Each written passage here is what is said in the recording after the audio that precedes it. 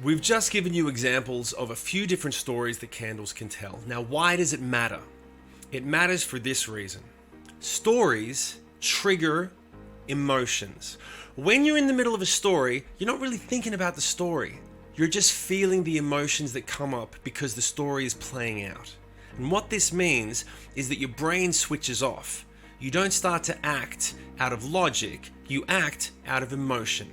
Now, the reason it's important to understand how the story can play out is because if you know how it's going to play out, you can prepare yourself for what comes next. And instead of looking like this, you can look like this. This is the place where money is made. This is the place where successful traders live 24 hours a day. Because all you need to do is learn the stories, manage your emotions, and figure out how to do both those things better than the other guy. And it is not that hard. It is a simple system. If you would like to learn more about how you can learn this system and turn it into money in your pocket, continue through to the next course.